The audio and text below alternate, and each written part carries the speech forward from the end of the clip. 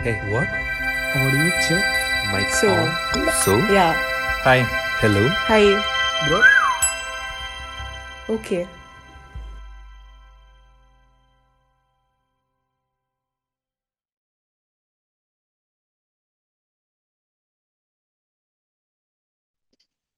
In contrast to what I used to do with the first batch at NID, where we were all together in one very small, confined area, and one was able to see and and deal with individuals, understand people's needs, and then provide those inputs which would enable them to move forward.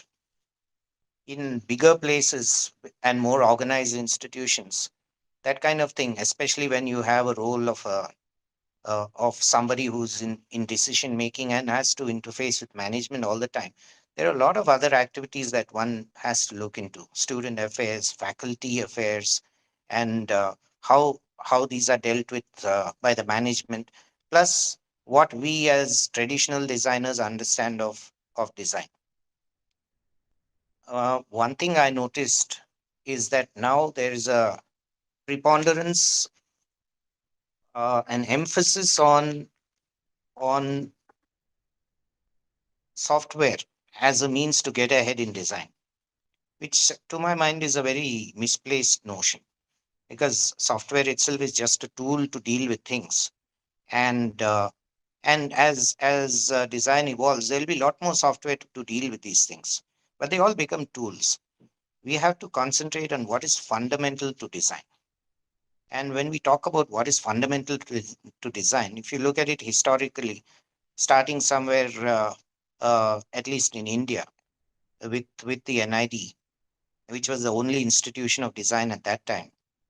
The basics evolved from other countries. Germany, for instance, the history of which is well known to a lot of you. But those still remain the fundamentals of design. If people are strong with these fundamentals, then anything that comes up in the future is something that people will adapt to. Today, everybody asks, what are the skill sets that we need to learn? What are the software that we need to learn? But I don't think it is so much the importance is to be given to the skill sets and the software that one needs to learn. These are only adjuncts to the entire process of being a designer. The first tool I always feel is the mind. And to develop the mind, one needs to be very, very Catholic in approach. That means embracing all spheres of knowledge. And that's why I used to emphasize with you guys too that you should be widely read. Today, it's easy to get a lot of information, but to sort out from that information what is relevant, that requires a little more maturity of thought. It develops with time. And for anybody who's in the foundation at the moment, to demand all knowledge at foundation level is actually not quite the correct thing. These things evolve with time, and there are things that you learn in foundation and in the later years that you will understand, and they become relevant only many years down the line. It is very good to question everything, that is for sure, and that questioning attitude is going to get everybody quite far. But this questioning attitude is for self development. It is not for pointing out the mistakes in the system. It is to learn something about what design is is really about. From the time of my learnings in design to now, there are certain things that have changed a lot. While we had this very, very extensive design process that taught us to anticipate all kinds of possibilities, what has happened now is that certain parts of these possibilities have become very, very critical realities now, especially in the area of what we are generally calling sustainability issues. Even in our times, one had to anticipate the worst and design for the worst kind of situations. And design for and while sustainability issues were thought about it at those times, they were not so heavily emphasized. The design process covered it, and we always in our design process we anticipated and we discussed these factors and we factored them into our projects. But today it has become very critical because we do know that we have reached what is called a tipping point where pollution plays a part. Society has changed and crumbled in many ways. Then it becomes imperative for a designer to be very, very cognizant of these facts. Today, I don't think any of us designers should really emphasize uh, or rather concentrate on things that are merely lifestyle, things that are merely aesthetic. Behind, even if one were to do this, behind it, there are a lot of these factors of disposability, garbage, pollution, the use of unsustainable use of materials. These are the things that we should learn a lot about now, and they should become fundamental to all our learning processes. Anytime we do design, I think it's essential to question all of these and bring them into our design process. I really believe that there is only one fundamental course for designers, and that is the design process. If one is really good at the design process and one keeps on uh, studying that design process, keep on iterating the processes of design, that itself is good enough to take you ahead, because this process will encompass all the other courses that you have learned. Design and environment, for instance, space, form, and structure, the analytical, technical, and material aspects of things. The design process is something that one should have pat at all times. Today, it has become a fashion to rename this design process in many ways.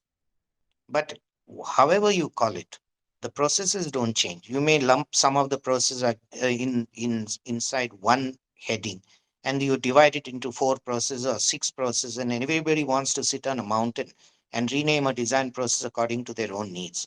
But that doesn't change the fact that there is a certain process that goes on, and it's an iterative process. You keep on going back. Somebody had asked a question, which is there, which Midun has sent me. Where do you stop? This where do you stop is a very tricky kind of a question. But the answer lies within your design process. If it has satisfied what you have defined in your design statement, now that is where you will stop. That means in the design process, the design statement becomes a very critical point, and one has to articulate that extremely well. Then you go along the design process, you come up with your concepts, you test your concepts, but at all points, you're going to be reverting to your design statement, and that is the one which is going to be the one that determines where you're going to stop and what is the end of your design. But by end, one does not mean a total end, because this all design evolves, and something that was thought of as good at one point in time can always be bettered in the future because of changes in thought process, because of changes in technology. Though I wandered a little from the question you yourself asked, because Yeah, but it's fine. It's going great, sir. Like, but I want to ask, sir, how would you expect one to tackle all these problems that you have talked about, like being in this competitive world where you are, surrounded by many problems, whether it's earning or you have to like sustain with your family also. So how would you expect a designer, a graduate, to tackle all these problems? Like, so yeah, I just wanted to know this.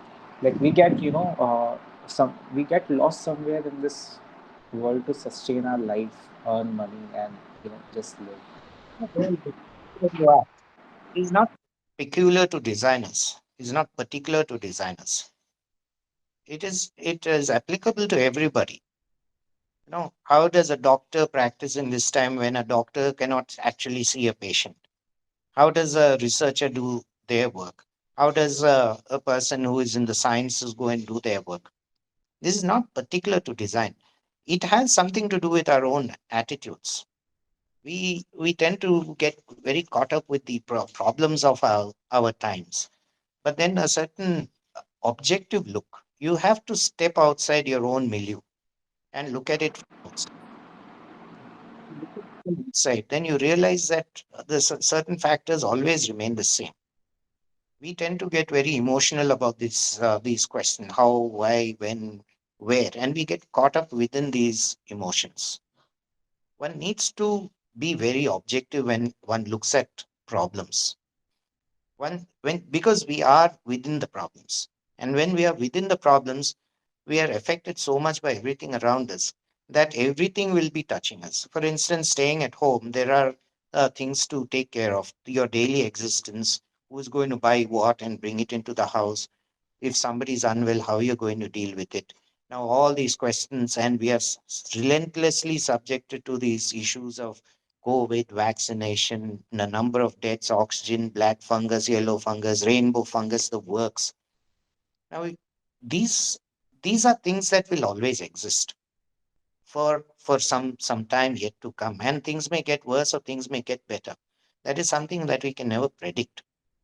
But we have to focus on certain things while doing all of these other things. We still have to focus on what are the things that we are supposed to be doing. So when you're faced with these issues, you're sitting at home and you're designing something, but there are 100 things to do. There is a certain amount of time allocation that one has to make for your own works while dealing with the other things. There's no easy way out here.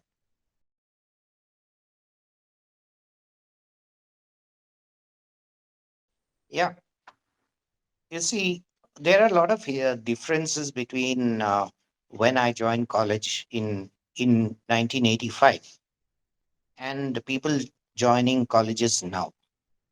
One is, it is very obvious that times have changed, technologies have changed, thought processes have changed. The Another difference is that NID itself was a fairly experimental kind of a place for a very long time until it became quite standardized.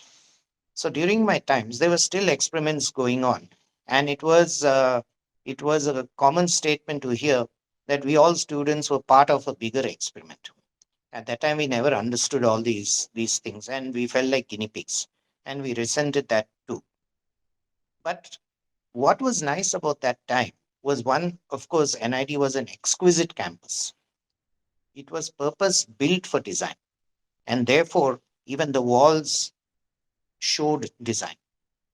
And if I come to look at it now, I would think that even if I one were to go and stand outside a wall at NID, one tends to learn something from those walls and from other intangible things.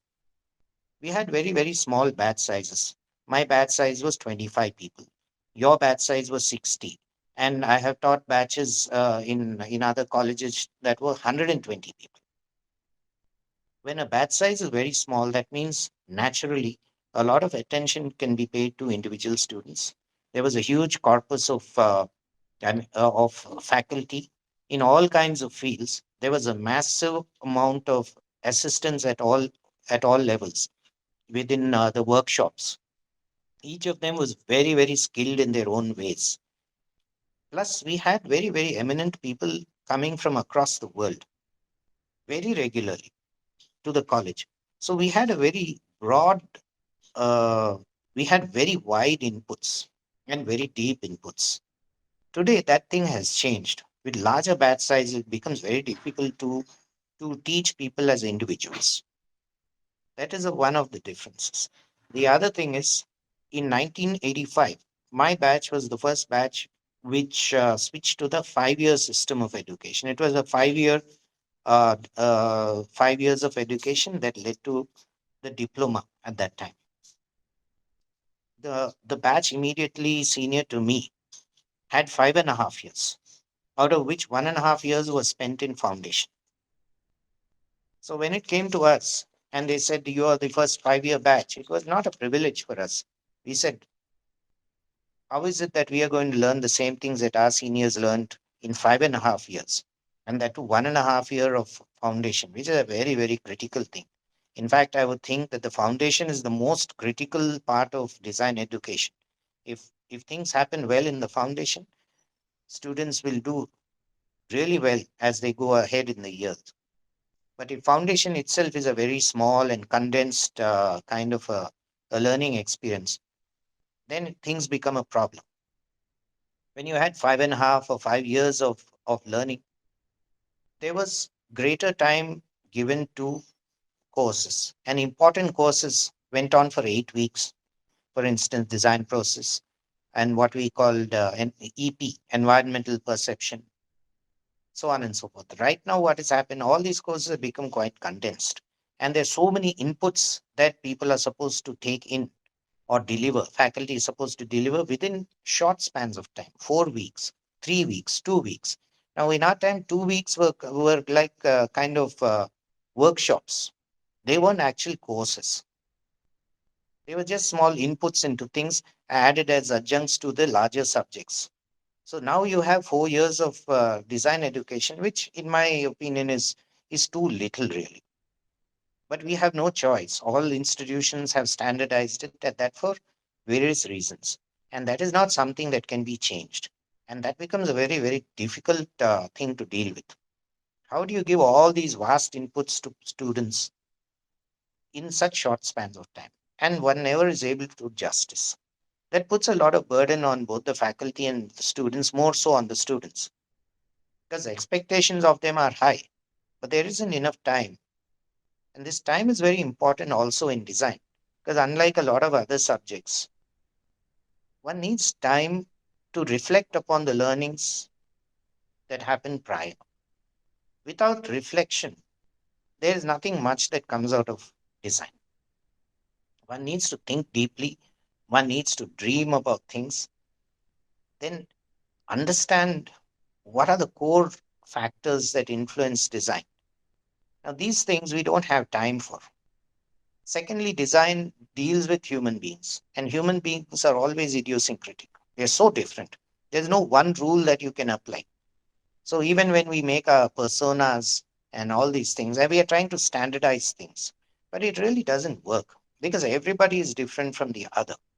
That means we need to have a wide range of experience. And how do you broaden this experience? By immersing yourself in within the environment, meeting people, interacting with your peers, showing your work to your peers. Always be in a discussion mode.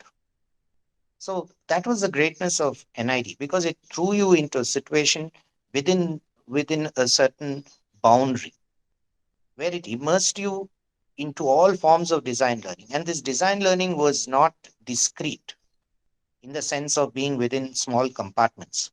The design learning was broad based. Yes, we all finally specialized in something or the other, but the people, the students of that age, knew a lot more about things, primarily because of a few factors. One is what we called the jury system. The jury system of those times were not based on any grades and markings. At the end of every course, you had an open jury where everybody was called in. Everybody means anybody who wished to come into a jury session could come in and sit there and even ask questions. While the faculty asked their questions and the students presented their work, there was a lot of discussion going on at the same time. People justified their work, why, what is the basis for their outputs, and you had a broad peer learning. Seniors came in, juniors came in. That went on to the end of the semester jury, which was again an open jury where all the semester work was put up, like you guys had in your times too. Then when you reached your fourth year, after 4.5 years, we had what is called a pre-diploma presentation, where all the work of 4.5 years was put up in a common space, and the entire institute was had the ability to come and have a look at the work, critique it. Then you had a jury based on that, and based on the jury, which was not a question of marks, it is how did you do right from the time you joined the place to the time you finished your systems design project and you have put up this pre-diploma presentation. Only on that basis was a student sent ahead to the graduation project, or called the diploma project in those times. Today, there is no time to do all these things, and people have totally removed this pre-diploma presentation. So it has probably one is it's a matter of convenience, but this convenience is also dictated by the amount of time that people have to do anything. So things have changed drastically. NID being such a people friendly campus, there were a lot of spaces created where people could congregate. And I remember during those times, major factor being there were no cell phones, no mobiles with us, no Instagram, no Facebook, none of the social media was there. The only social media out there was the common factor was probably cigarettes and sitting out there and and talking. Cigarettes and chai probably was the social media of those times. And we had a fantastic library. People actually used libraries in those days. And when you go and information seeking becomes a tough job, then you tend to go and search deeper. You spend time in searching, and when you find something, it comes out of a lot of hard work. Today, information is available extremely easily, and people assume that information are facts and that these facts are insights. It is not that way. You have information which may or may not be true.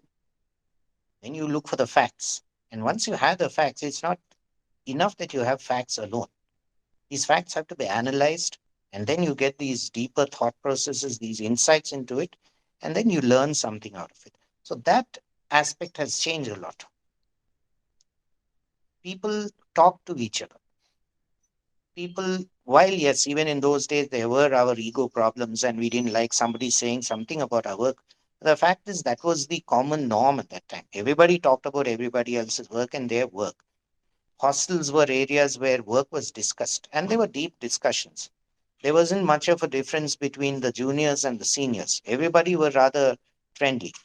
And because in my time, there were approximately only 240 students, including the postgraduates, some of who stayed within the campus and a few of them stayed outside the campus. So you tended to know people a lot better.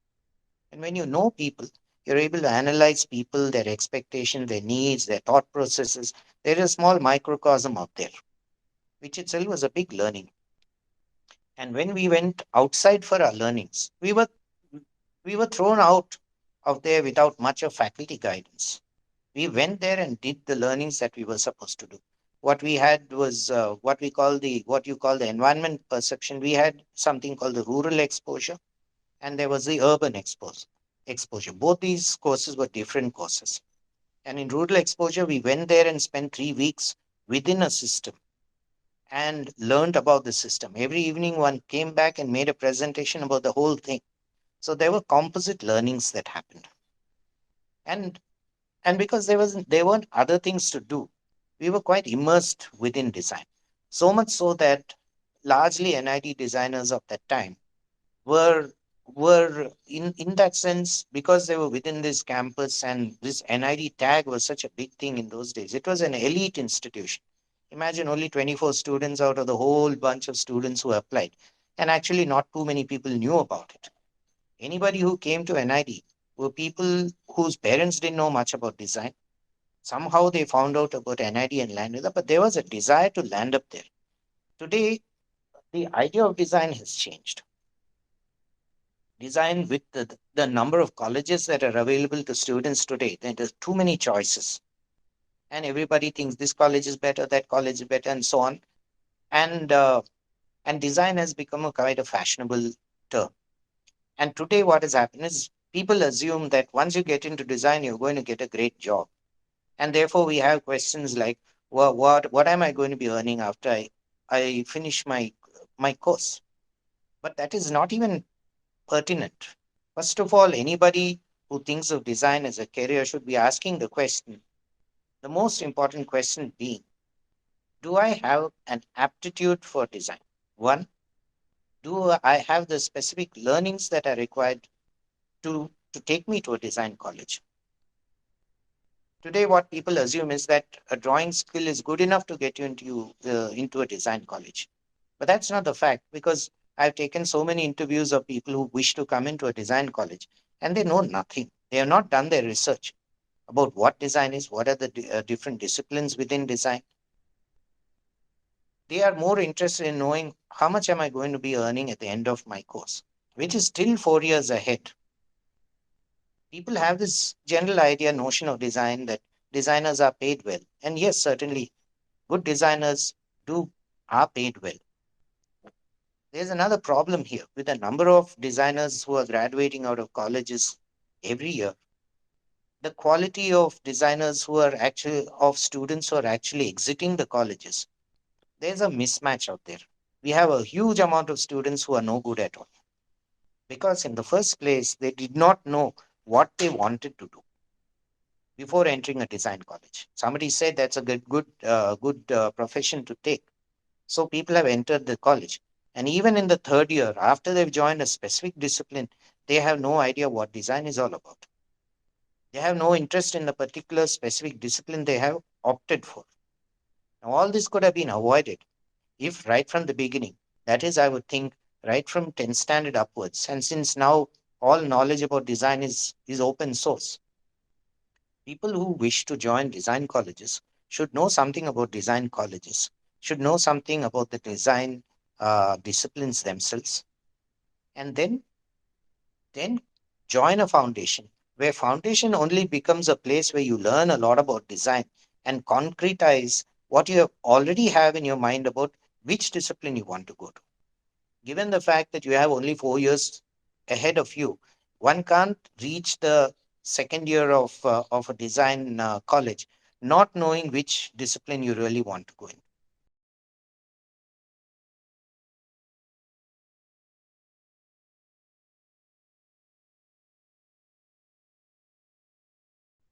Design is not an easy profession, and that has to be understood.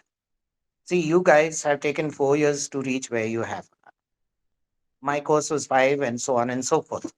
Now, if it took 5.5 years, or 5 years, or 4 years to understand a little bit about design, then those people who don't come from design really actually don't understand much about design. Otherwise, then we don't need design colleges. Ours is a specific discipline and it deals with people in the first place and then everything around that. Right.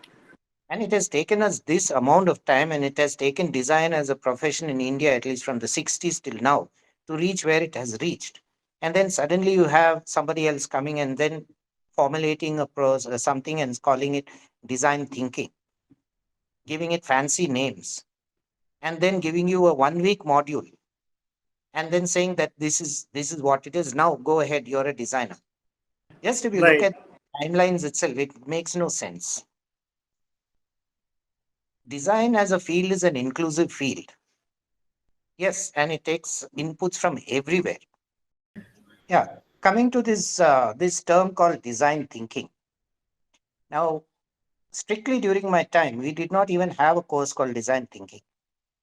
Design thinking was something that was part of a design process, and whatever you developed from that is what you would call a thinking.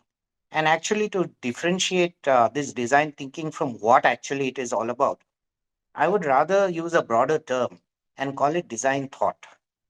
Now, design thought is not something which is taught as a Right. module to anybody. Design thought is something that you develop over time, and it takes years and years, decades to come up with your own design thoughts.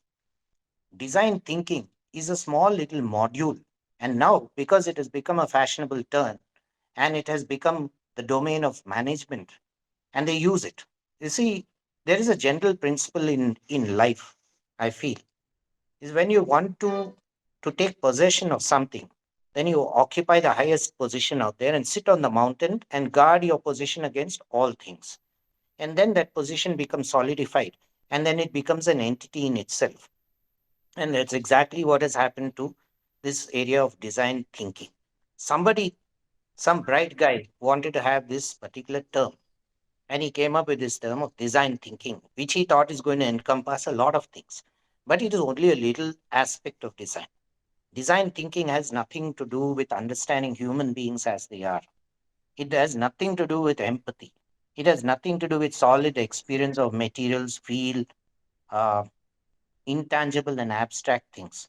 It is 10 sentences which encapsulate the whole of a kind of a thought process.